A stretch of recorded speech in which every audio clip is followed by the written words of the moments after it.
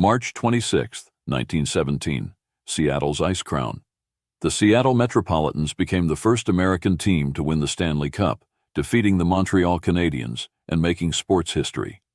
This victory was a turning point for professional ice hockey in the United States, demonstrating that American teams could compete with and defeat the long-dominant Canadian franchises. The championship series took place at the Seattle Ice Arena, located at 5th Avenue and University Street in downtown Seattle. The Seattle Metropolitans were formed in 1915 as a member of the Pacific Coast Hockey Association, founded by hockey pioneers Frank and Lester Patrick. Coached by Pete Muldoon, the team featured several standout players, including Bernie Morris, Jack Walker, Cully Wilson, and Hap Holmes. During the 1916-1917 season, the Metropolitans finished first in the PCHA with a 16-8 record, earning the right to face the champions of the National Hockey Association, the Montreal Canadiens. The Stanley Cup Finals that year were played in a best-of-5 format. Game 1 took place on March 17, 1917. Montreal, led by star players Nuzi Lalonde and Georges Vezina, won the opener 8-4 under NHA rules.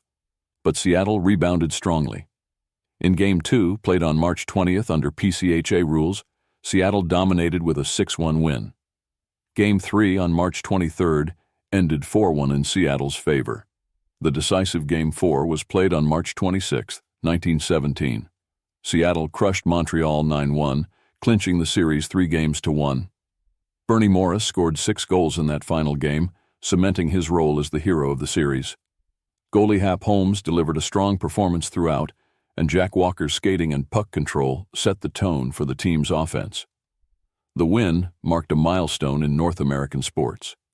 It was the first time a U.S.-based team had ever captured hockey's top prize.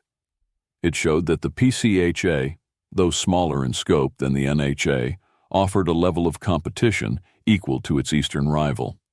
The victory helped build American interest in the sport, particularly on the West Coast, where hockey was still gaining a foothold.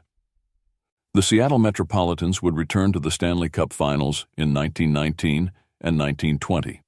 In 1919, a series against the Montreal Canadiens was canceled after 5 games due to the Spanish flu pandemic.